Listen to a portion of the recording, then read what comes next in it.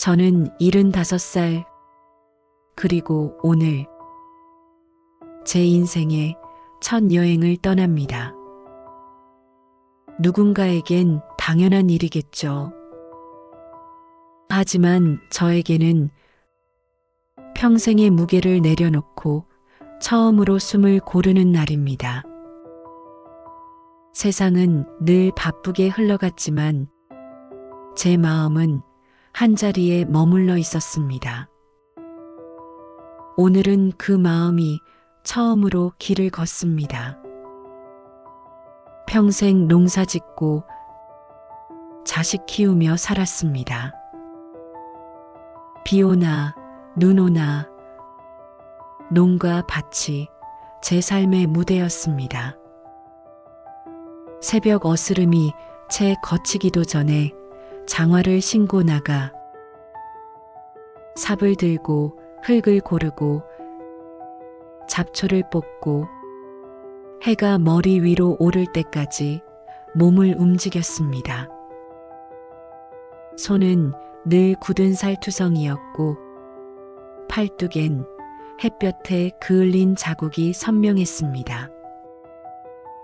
그런데 이상하게도 그 고단함 속에서도 하루가 흘러가는 게 싫지 않았습니다. 저녁이면 아내가 마당에서 불을 피워 고등어를 굽고 그 냄새가 바람을 타고 밖까지 따라오곤 했습니다. 그때 들리는 아내의 목소리. 여보, 밥 다 됐어요. 그 한마디면 하루의 피로가 다 녹았습니다. 식탁 위엔 언제나 2개의 밥그릇이 있었습니다. 한쪽엔 아내의 손맛이 담긴 된장국, 다른 한쪽엔 제가 고요히 숟가락을 올리던 자리, 그렇게 수십 년을 살아왔습니다. 농사, 가족, 밥상, 그리고 아내. 제 세상의 전부였지요. 그런데 아내가 떠나고 나니 그 세상이 순식간에 무너졌습니다. 식탁엔 여전히 2그릇이 놓여 있었지만 하나는 더 이상 손이 가지 않았습니다. 밥상에 앉으면 맞은편 빈자리가 눈에 들어오고 그 자리를 바라보다가 한숨이 나옵니다. 이젠 밥이 식어도 재촉하는 사람이 없고 방 안엔 텔레비전 소리만 멍하니 울립니다. 아내의 옷이 걸린 장롱은 아직 그대로인데 그 안에서 풍기던 비누 냄새마저 희미해졌습니다. 그날 밤 저는 한참을 앉아 있었습니다. 시계 초침 소리만 딸깍 딸깍 들리던 고요한 밤이었죠. 그때 문득 생각했습니다. 이렇게 하루하루를 흘려보내는 게 정말 사는 걸까? 그리고 처음으로 이런 생각이 스쳤습니다. 이제는 나를 위해 살아봐야 하나. 며칠 전 아들 내외가 찾아왔습니다. 식탁에 앉은 그들의 표정엔 걱정이 가득했습니다. 아버지, 혼자 여행은 위험해요. 요즘 세상에 사고도 많잖아요. 그냥 집에 계세요. 그 말, 처음엔 고마웠습니다. 저를 걱정해주는 마음, 모를 리 없지요. 하지만 이상하게도 그 말이 가슴속 깊은 곳을 눌러버렸습니다. 아버지니까 연세가 많으니까 그 단어들 속에 제가 점점 사라지는 기분이었습니다. 그날 밤 잠이 오지 않았습니다. 시계 초침 소리만 방 안에 울려 퍼졌습니다. 딸깍, 딸깍. 그 소리가 마치 제 인생의 남은 시간을 세는 소리처럼 들렸습니다. 무의식처럼 아내의 서랍을 열었습니다. 손끝에 먼지가 묻어나왔습니다. 그 안엔 낡은 손수건, 오래된 엽서 몇 장, 그리고 한 권의 여행책이 있었습니다. 책 표지는 닳아 색이 바랬고 모서리는 손때로 반질반질했습니다. 책장을 넘기니 꽃이 핀 남의 바다 사진이 눈에 들어왔습니다. 그리고 표지 안쪽 구석에 작은 글씨가 보였습니다. 아내의 필체였습니다. 봄엔 꼭 가자. 남해로. 그 글귀를 보는 순간 손이 떨렸습니다. 이 책을 보며 아내가 어떤 마음으로 그 문장을 썼을까 생각하니 눈앞이 흐릿해졌습니다. 평생 가족을 위해 살아온 사람, 한 번도 나를 위해 시간을 써본 적 없는 사람.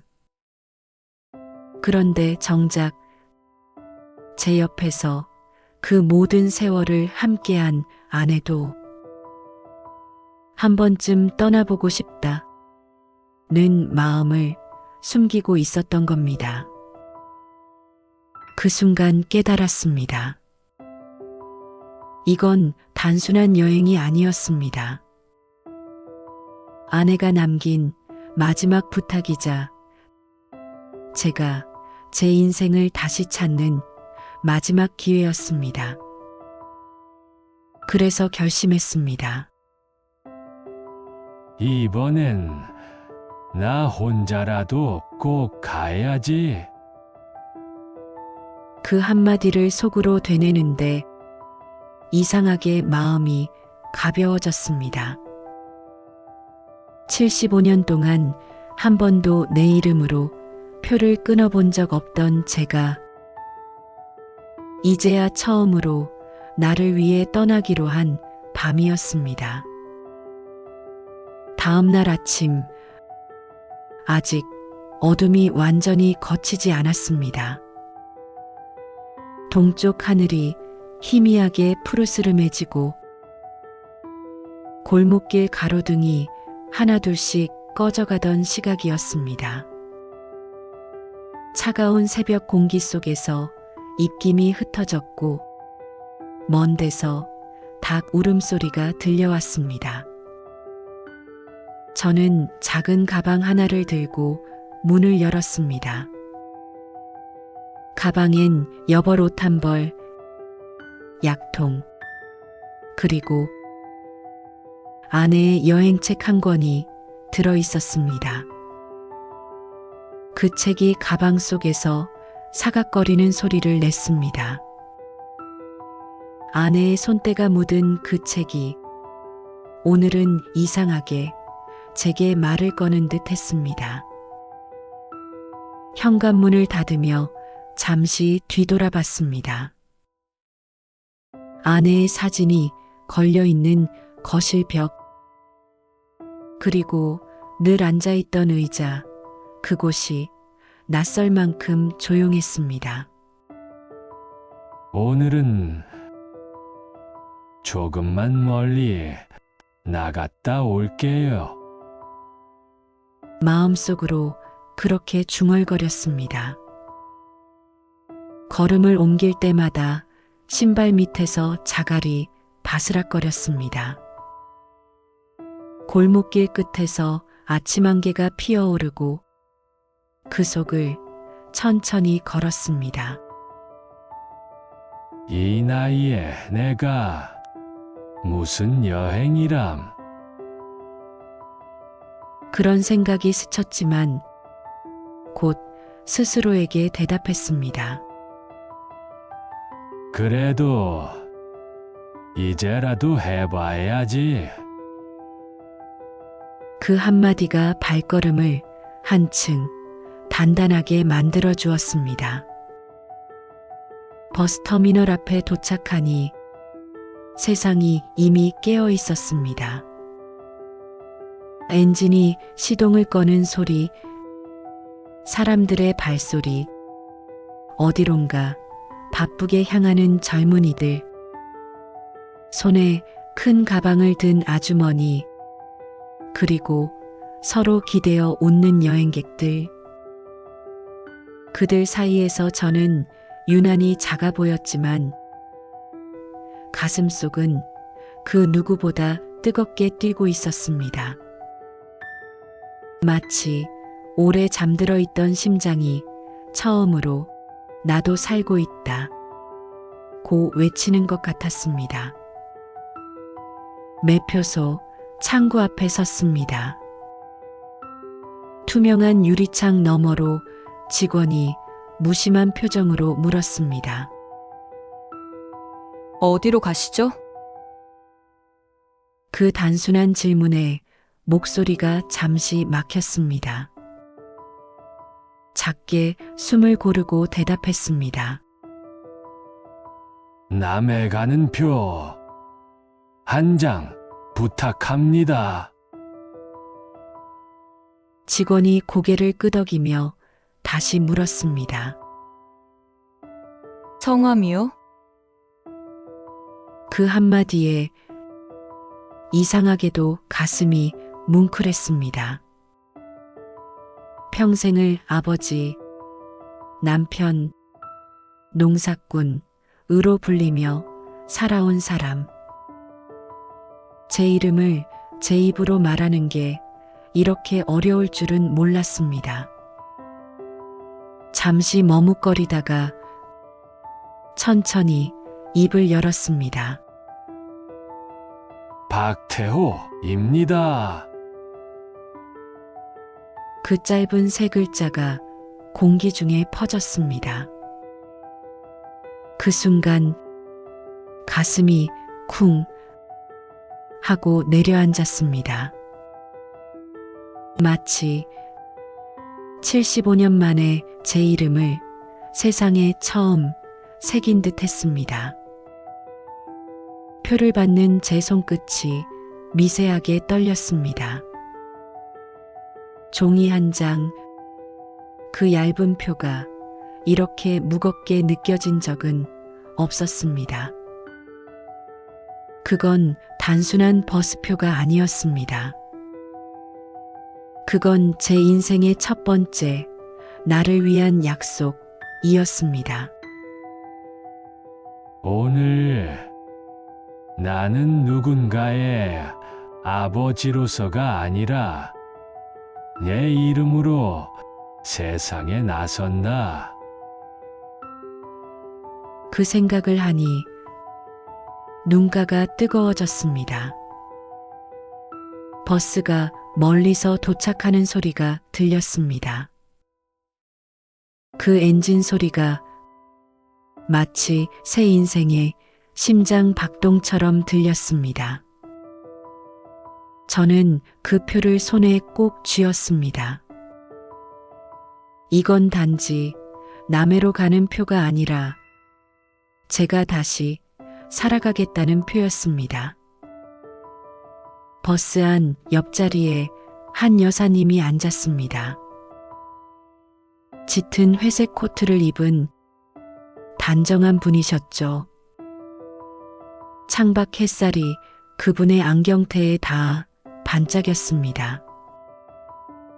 손에는 오래된 책 한 권이 들려 있었고 책장 넘기는 소리가 고요하게 버스 안 공기를 갈랐습니다. 저는 괜히 몸을 조금 웅크렸습니다. 낯선 사람 옆이라는 게 어쩐지 어색했습니다. 그런데 버스가 고개를 돌며 부드럽게 흔들릴 때 그분이 제 쪽으로 고개를 살짝 돌리며 웃으셨습니다.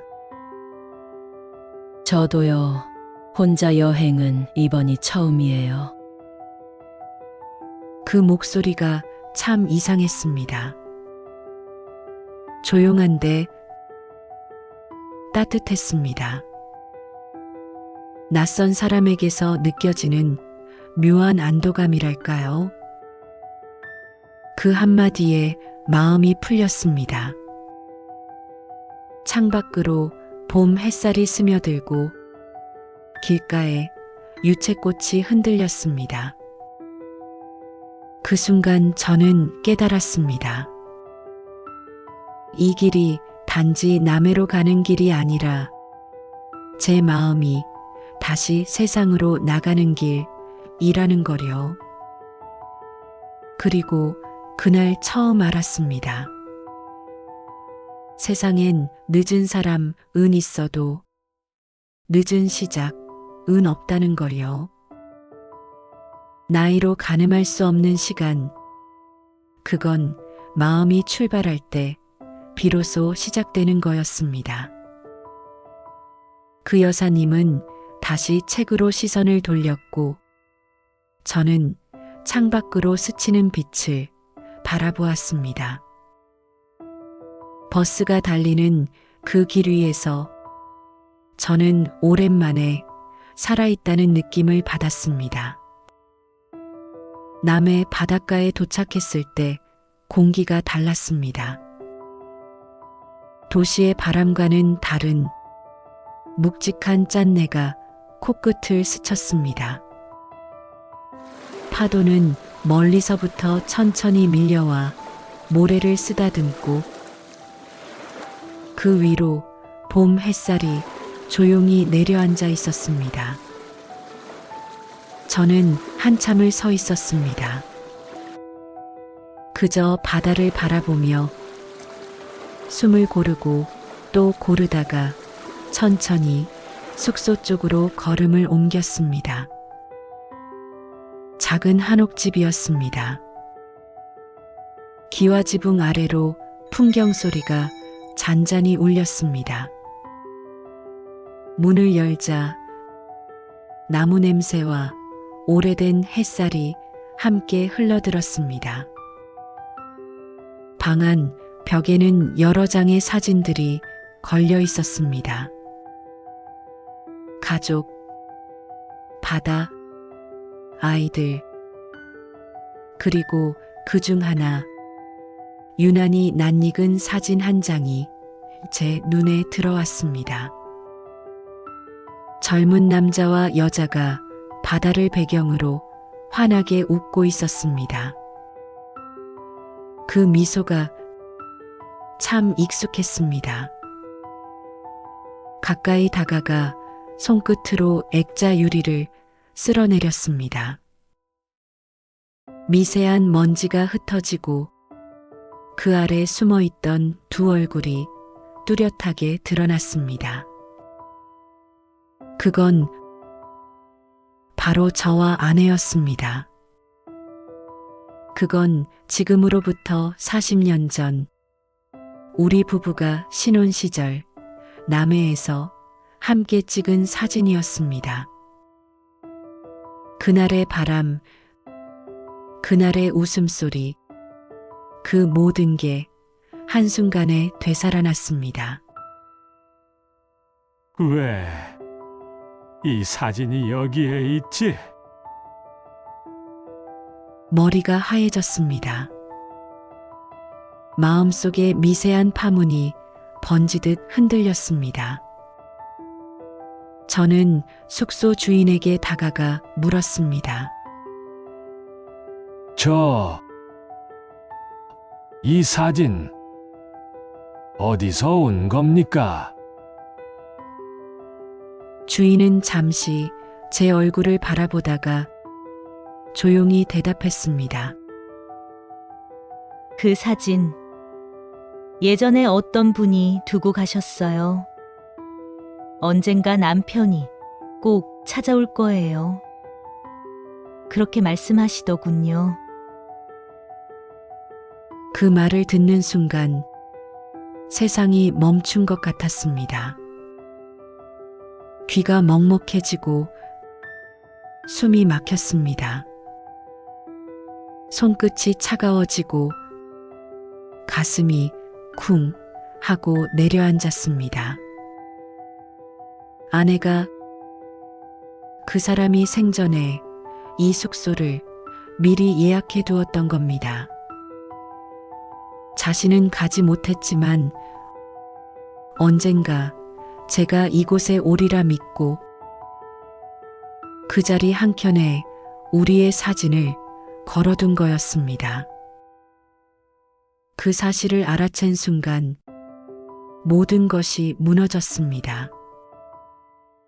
다리가 풀려 그대로 주저앉았습니다. 바닥은 차가웠지만 눈물이 떨어질 때마다 그 자리가 따뜻해졌습니다.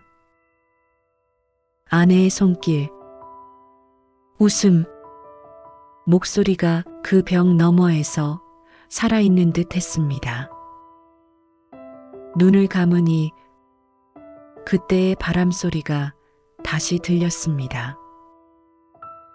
아내가 웃으며 말하던 그 목소리로 여보, 여긴 참 좋죠. 봄 냄새 나죠? 저는 그 자리에서 아무 말도 하지 못했습니다. 그저 숨을 삼키며 울지도 못한 채 가슴속 어딘가가 천천히 무너져 내렸습니다. 그 순간 알았습니다. 이 여행은 제가 떠나온 길이 아니라 아내가 제게 남겨둔 길이었다는 거요.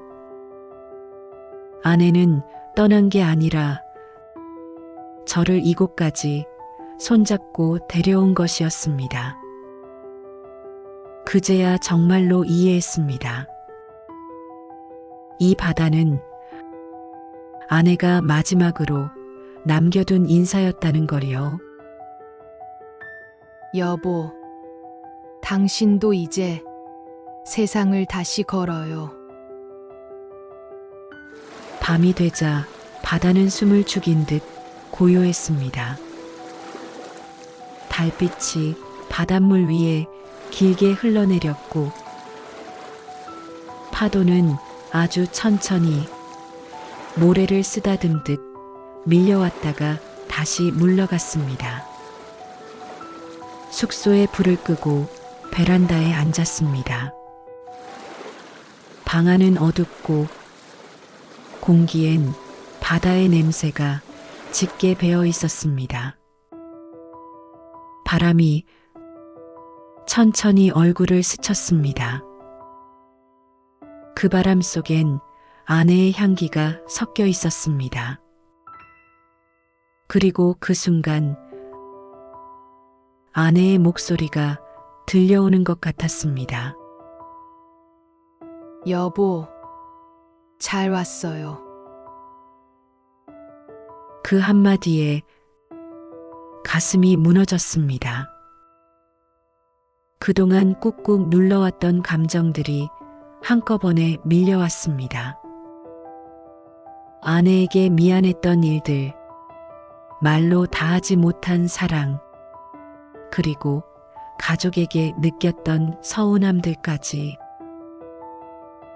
그 모든 게 한꺼번에 마음속에서 일어나더니 파도처럼 부서지고 사라졌습니다. 그 순간 제 안에서 모든 원망이 사라졌습니다. 아들이 저를 걱정하며 붙잡던 마음, 그것도 결국은 사랑이었습니다. 다만 표현이 달랐을 뿐, 그건 내리사랑의 또 다른 얼굴이었음을 이제야 느꼈습니다. 그리고 깨달았습니다. 제가 억눌렸다고 느꼈던 그 시간들조차 결국은 누군가가 저를 지키려 했던 마음이었다는 거요. 눈물이 조용히 떨어졌습니다. 뚝 하는 소리조차 없이 그저 한 줄기 빛처럼 흘러내렸습니다. 파도는 그 눈물을 삼켜주었습니다.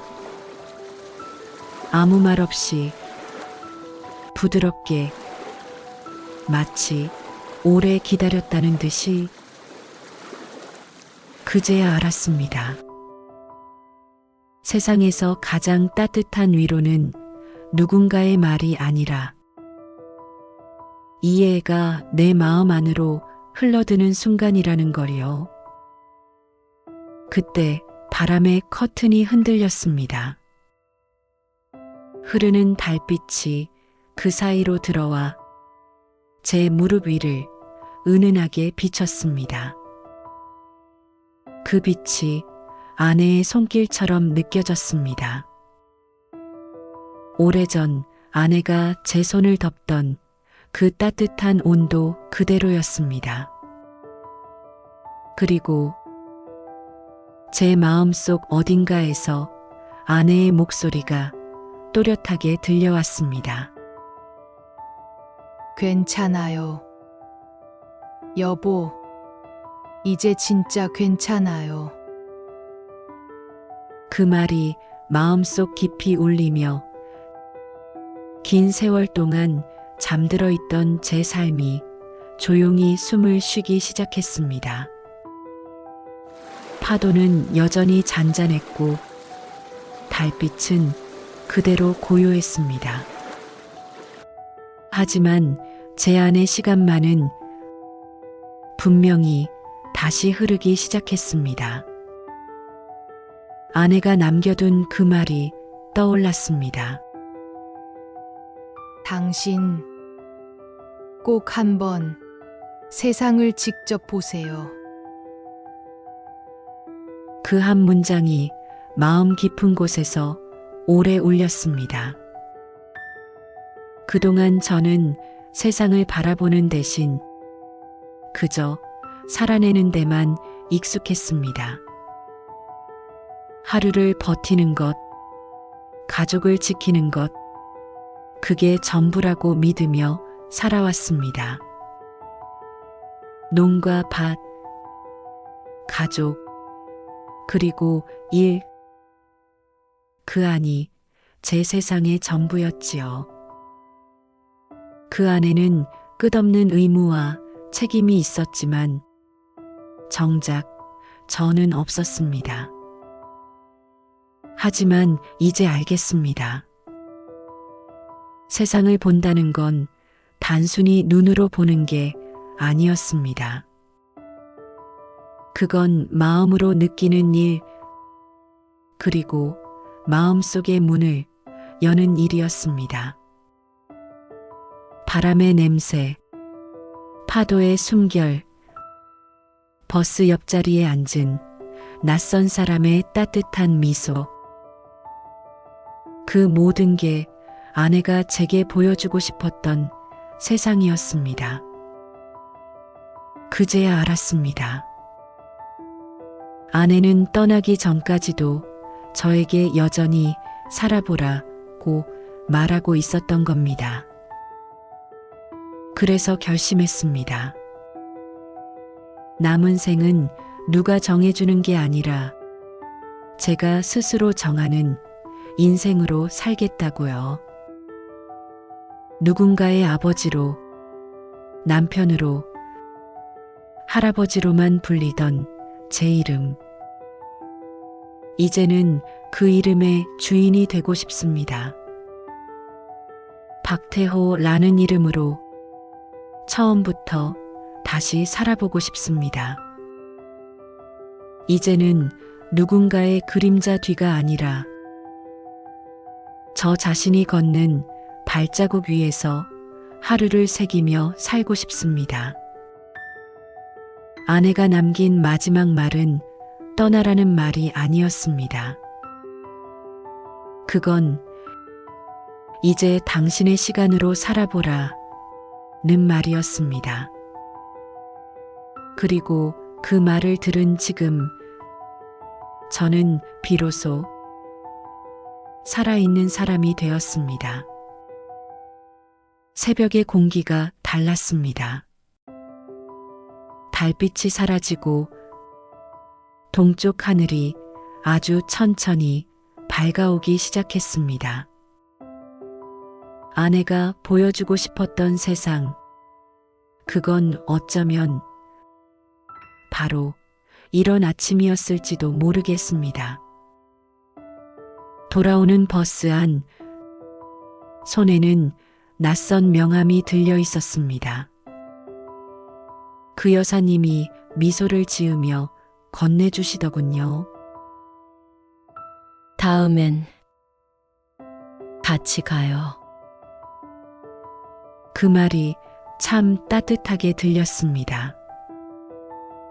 긴 여행의 마지막에서 누군가가 제게 건넨 함께라는 단어가 그토록 낯설고 또 그토록 고마울 줄 몰랐습니다.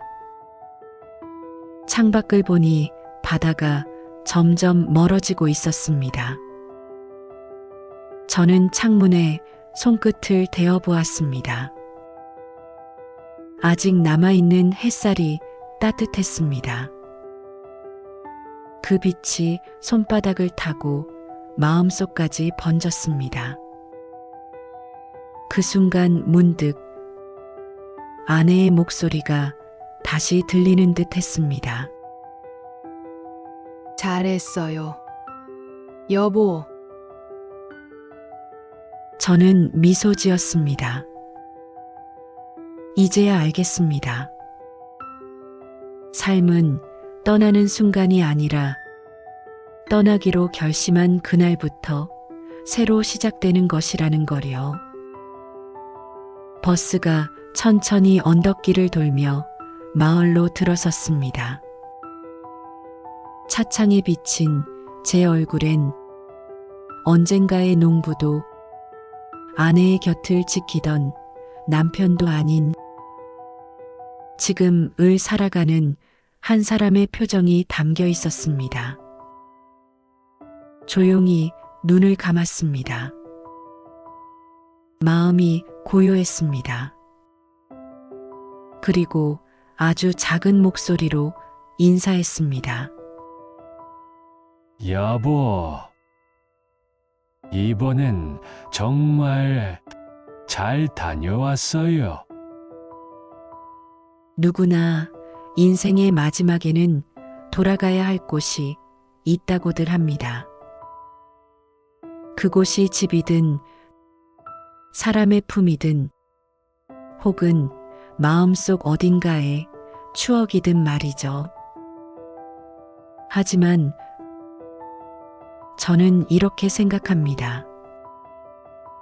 가끔은 돌아가기 전에 한 번쯤은 걸어봐야 하지 않을까요? 내가 어디까지 갈 수 있는 사람인지, 그 길의 끝이 어딘지 몰라도 걸어보는 그 순간, 이미 우리는 살아있다는 증거를 남기는 거니까요. 그리고 문득 그런 생각이 들었습니다. 세상에는 너무 늦은 시작도 너무 이른 끝도 없다는 거리요. 단지 마음이 한 번 더 움직이는 그때가 우리 인생의 진짜 시작 아닐까요? 바람이 잦아든 밤바다처럼 모든 게 고요해진 이 순간에도 가만히 귀 기울이면 들립니다. 아직 끝나지 않은 우리 안의 삶이 작게, 그러나 분명히 숨을 쉬고 있다는 거요. 여러분은 인생의 어느 길 위에 서 계신가요? 댓글로 여러분의 다시 시작하고 싶은 순간 을 들려주세요. 이야기가 마음에 닿았다면 좋아요 한 번으로 마음을 전해주세요.